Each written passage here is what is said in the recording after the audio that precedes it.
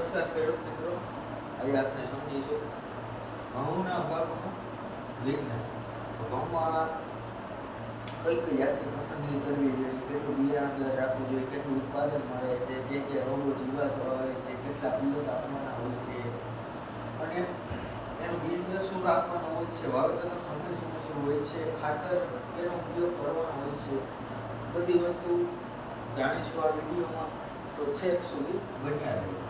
તો ઘઉંના પાકમાં કઈ કઈ જાત આવે છે? તો આપણે જૂની અને જાણીતી GW406 જે ટુકડા ટાઈપની વેરાયટી છે. એક આવે છે લોકવા, એ ટુકડા ટાઈપ આવતી નથી. આ બધી GW406, GW499, GW513, લોકવન, આ બધી ઘઉંની જાતો છે. આ બધી જાતોમાં સૌથી વધુ ઉત્પાદન કઈ જાતનું છે?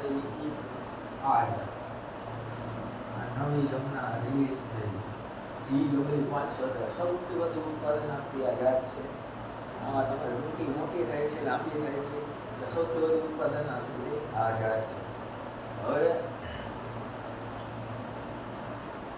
ઘઉં પાક આપણે વાવી તો એનો ક્રિટિકલ સ્ટેજ એટલે એ સમયે તમારે એને પાણી આપવું જ પડે. એટલે પછી તમે એ સ્ટેજે તમે એને પાણી ન આપો તો ગંભીર જાતમાંથી હોય ઉત્પાદન તમારું 30 થી 40% જેટલું ઘટી જાય. કેટલું? 30 થી 40%. ઘઉંના પાકનું critical stage crown root initiation stage એટલે 21 દિવસે મુકુટ મૂળ અવસ્થા આવે ત્યારે તમારે ફરજિયાત પાણી આપવું જ પડે ઘઉંને, તો જ તમે એમાં પૂરતું ઉત્પાદન મેળવી શકો છો. હવે આપણે એમાં ઉત્પાદન તો આપણે બધાને ખબર છે 40 થી 65 મણ જેટલી વેરાયટી પ્રમાણે ડિફરન્ટ પ્રમાણે એટલું ઉત્પાદન સરેરાશ ઉત્પાદન આટલું મળે છે. પછી થોડું જાજુ હોય વેરાયટી પ્રમાણે. જીવાતને રોગ કે ઘઉંમાં મોસ્ટ ઓફ જીવાતને રોગ ઓછા આવે, પણ ઘઉંમાં ગેરુનો પ્રશ્ન આવે. અમુક એવી વેરાયટી હોય ગેરું આવે, ગામમાં ઈયળનો પ્રશ્ન હમણાં ટૂંક સમયમાં જોવા મળ્યો છે આવતા હાલના વર્ષોમાં.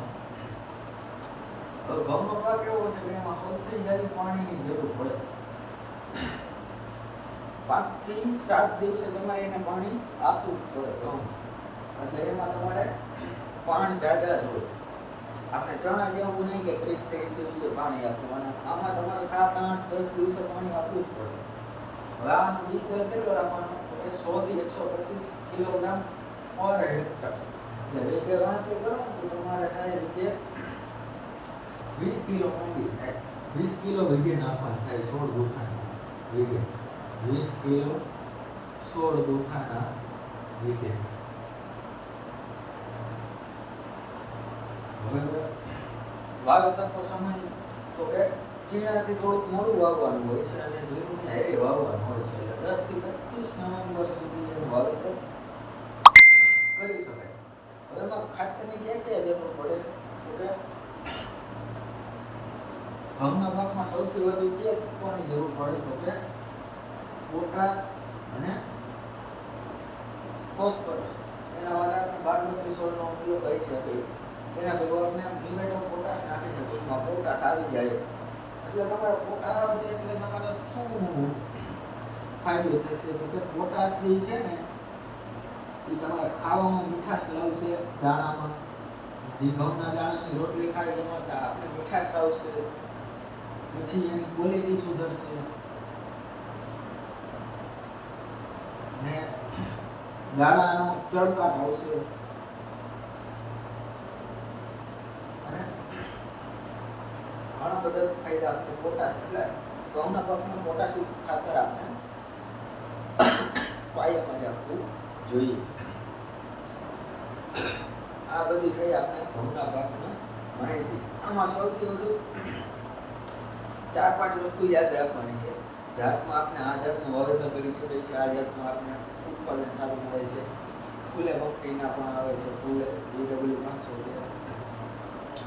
પછી આનું એક આપણે ધ્યાન રાખવાનું કે 21 દિવસે આપણે ઘઉંનું ફરજિયાત પિયત આપી દેવાનું. 18 થી 22 દિવસની વચ્ચેના ફરજિયાત, કારણ કે અહીંયા મૂળ અવસ્થા હોય એટલે ફરજિયાત એના પાણી આપવું જ પડે તો જ એનો વિકાસ થાય મુકુટ મૂળ અવસ્થા. મુકુટ મૂળનો તો જ વિકાસ થાય ઘઉં.